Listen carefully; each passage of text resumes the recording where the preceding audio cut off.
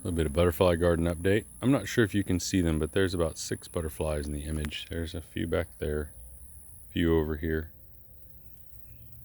one here. So when I started, this yard was full grass. It looked like this all the way over.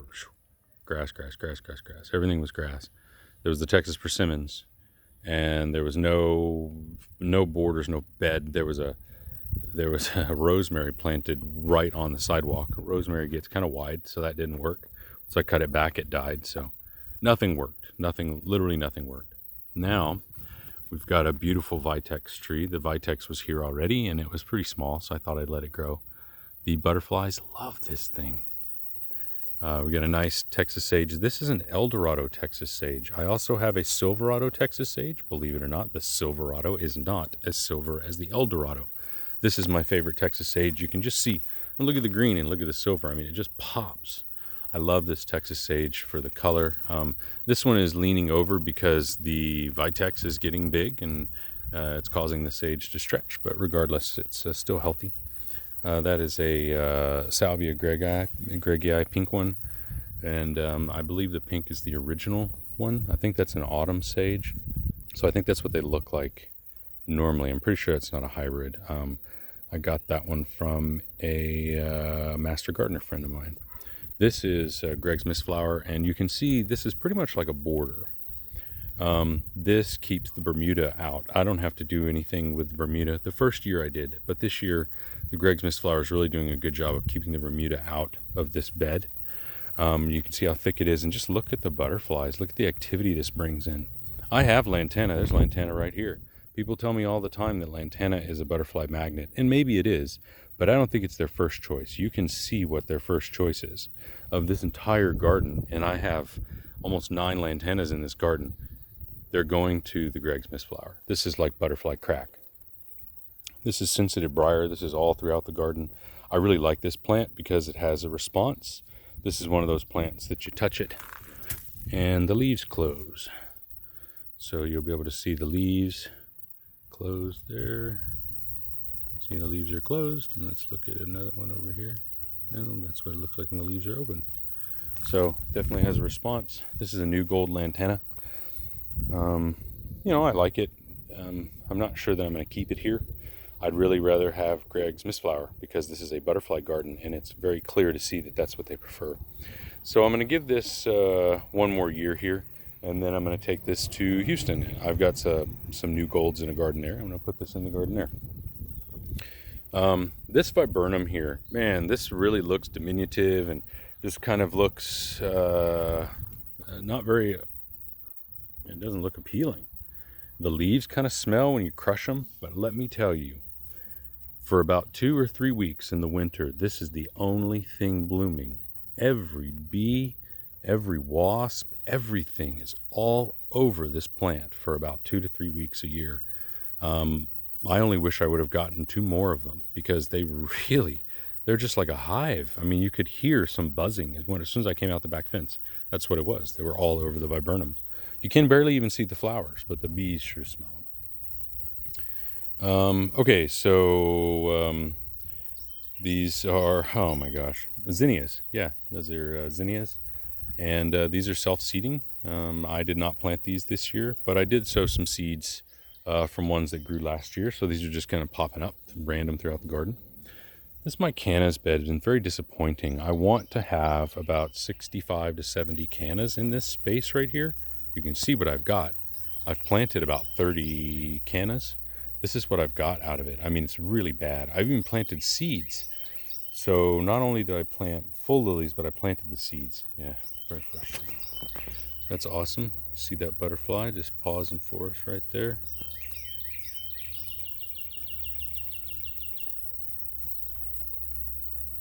And then right next to the unopened zinnia. They really do like the zinnias, but still, see, look what they're on. The Greg's Mistflower is what the butterfly is on right there.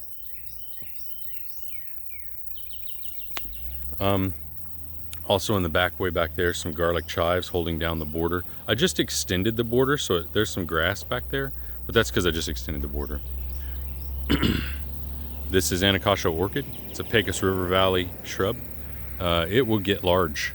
it'll get it'll double that size.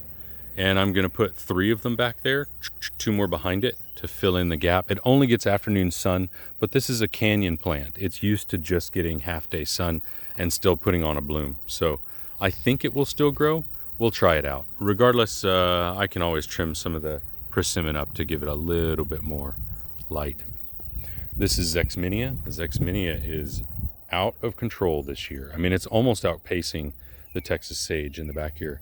I've got a bunch of different Texas sages around the yard. This is a Rio Bravo.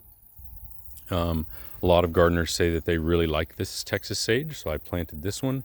And, you know, again, that's the Silverado, or the Eldorado. And up there we've got Silverados and all kinds of stuff. Okay, so this is really interesting because we shift from the butterfly garden to the bees. Check this out. I mean, the bees are all over this thing. See, well, I've scared them away. Way to go. They'll come back and I'll get video of them. So this is a sensitive briar, and you can see where the curb is up here. A sensitive briar grows over the curb by quite a wide margin, a couple feet at least. I just let it grow. There's no soil under there. It's just runners. And you can see, man, it's beautiful. Look at that. Is that not awesome? I really like the way that looks. And bees love it. It's a real pollinator garden. There's bees. If I just pause it here for a little bit, we'll see bees on this.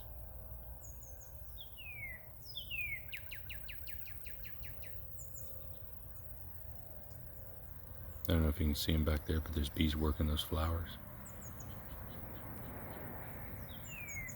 Yep. That's what it's here for, all the pollinators. Purple coneflower. This is also echinacea. I've never used any of this, but I'm starting to research it. I need to start using it. I've got plenty here. You can see I've got a couple of white ones and mostly purple. Yeah, mostly purple like that. You can see the bloom on this Texas sage is, this is when they call it purple sage. Sometimes people call this purple sage. That's what they're referring to. They're referring to that bloom right there because the other blooms are pink.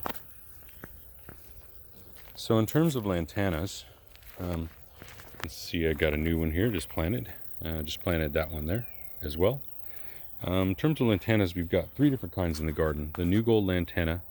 This, I believe, is a Dallas Red. I think that's a Dallas Red. It's a little bit smaller than the natives, and you can see it's a different color even. Like if you just look at this bloom versus the blooms next to it, you can see that they're different. I think that's a Dallas Red. These were all volunteers in my yard, and I've put them over here into a lantana garden just as I get them. First year I had 4, second year I had 7. So over here, these are the natives though, and you can see the natives have kind of a confetti style bloom.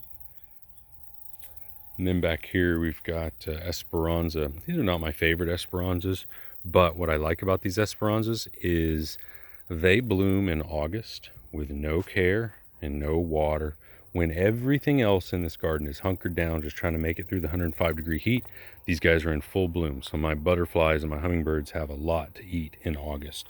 Even the lantanas given up during August. This is about the only thing, all 4 of these Esperanzas. Back here's a Mystic Spire sage. I really love this plant and I love using it as a foil. There's 3 of them back here, though only one of them's gotten any size on it right now. Eventually they'll be, you know, that wide and this wide over here, so they'll be a nice big foil. So this is the path that I created, and you can see that I just expanded it. Just took the border from here, moved it out to this will be the final dimensions. You can see the path. It's going to lead underneath the persimmons and it'll lead all the way down there to the fig. So this right here is where the anacostia orchids are going to go. I've got them marked, my stones. And they'll do okay because, again, they're canyon plants. So they'll do okay in this environment.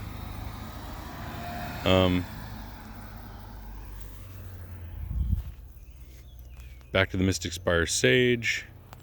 And over here I guess I should cover this. These braces here, these tree braces. So this is a tree that I braced with native persimmon branches, one of the persimmons fell over. These are all leaning, you can see, and it was leaning worse than these, and it fell over. So I cut it, and I dug a huge hole, I cut the bottom out of a 5-gallon bucket. You can see how it's kind of in the V there. Cut the bottom out of a 5-gallon bucket and filled it with rocks and sand so it would drain, and then put this in the bucket, then filled it. Yeah. In that order, order of operations. And it's worked really well. And you can't even hardly see it because it looks like part of the tree. This is another one over here. There's no way that this tree would be up right now. It's huge, and there's a lot of foliage up here. This tree would have fallen over by now. It's at such an angle, you can see. So the brace really helps it. I wish I could have put this brace at a different area, but there was a huge root. I tried to put it right there. There's a brace it right here, but there was a huge root, so I've got to brace it here, which that's fine. It'll still work. I don't think the weak point of the tree now is right there, and that doesn't look very weak to me. It looks like a strong part of the tree. So Purple Heart, this was here whenever I got here, and I leave it here. You know, this stuff can really get out of hand, so I try to keep it behind some stones there. You can kind of see a small pink border. That was here when I got here. I try to keep it behind some stones there, but in all honesty, this tells me when the deer have been here, because this is a deer snack. They will eat this whenever they're here. And so if I see this eaten, I know the deer have been in my yard. Artichokes. This is an edible garden here. So my homeowner association will allow me to have edible gardens in the front yard. And so I needed a full sun part that was screened. So this is a screened edible garden here. Screened by Esperanza, mealy blue sage, lantanas, and we've got artichokes. See the end of the artichokes, blackberries. These are big blackberries here. They're getting out of control. I think I might cut them back this year. You can see all the blackberries back there. The artichokes are going out. They're burning up. It's kind of hot for them. But that's an edible garden we've got back here. Mountain laurels are a fantastic screen. And I wanted this as a wind screen, honestly. I noticed the first year that wind just howled through here between these houses. And I wanted some sort of a screen between this and my edible garden. So, yep, there's 3 of them here. Or there were 3 of them here. One of them died. There's 2 of them here, but they're large. And there's also going to be a fig. This fig here is going to grow all the way out to the curb. It'll get large. It's a Texas everbearing fig. And you can see that it gets sun, and then it gets cut off, and it gets afternoon sun. So it's not an ideal environment, but once it gets out to the curb, it'll be much more ideal for it. Mexican feathergrass is looking strong this year. I've tried to grow this for so long, and it finally is doing well. Really like the feathery texture. Everything else in the garden is kind of hard. You can see it's not very wavy. There's a little bit of a breeze right now. Nothing in the garden is moving, but these things are moving. So I kind of like the movement out here. It's nice. Salvia gregii underneath the mountain laurel. And I got some Russian sage here. I always have problems with Russian sage. I really love the blooms. I love the color. But in this environment, they're temperamental. This environment being, I don't give them any care. They have to survive on their own. And they don't really like that in this environment. You can see they've got nice big blue flowers, and they look nice against the red. So I've got 3 of them here. I might fill in this other space with a little Russian sage too. But suffice it to say, this is the last year. If these Russian sages don't pop, you can see there's stuff in my garden that is popping. This is a milkweed garden here. And got some seedlings that are coming up. Very nice right there. Those are, man, it's so hard to grow milkweed seeds. These are antelope horns. Antelope horns are the native milkweed. It's not the preferred flower, but it's the one that grows here, and they're so temperamental. These are tuberoses back here. These two are tuberoses.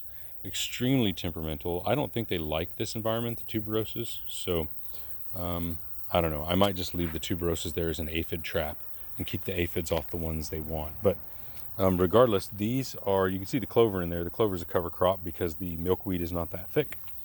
So the clover will, just kind of keep some of the weeds down at least. But the milkweed is just, this is 3 years old. This is a 2-year-old milkweed right here. This one's 3 years old. Look how small that is. So I've got to have a bunch of them in here to hold this spot. It's probably going to take a couple years. This is Mealy Blue Sage. Mealy Blue Sage is awesome for when it blooms. And then when it's not in bloom, you just cut it back because it just looks terrible and it won't bloom again. Even in a perfect year, it won't bloom like this again. It might give up like a couple of flowers, but it just looks awesome. Especially one of my favorite color combinations is blue and orange. It's like reminds me of a sunset over water. And this kind of reminds me of a sunset. I like that. So when I started here, this entire thing was grass. The only thing here were these 2 cedar elms, persimmon of small vitex, and that was it. And the rest was grass. And so I've worked to build a butterfly and a hummingbird garden here for 5 years now. It's damn near done. I mean, so close. There's a couple holes to fill, like I told you, the Russian sage over there. I got a couple of Anacostia orchids I'm going to put in October. Like, there's a couple of holes to fill. This Lantana will fill this spot. But it's mostly done. And it's a place that I can sit and have a phone conversation and work. I like it.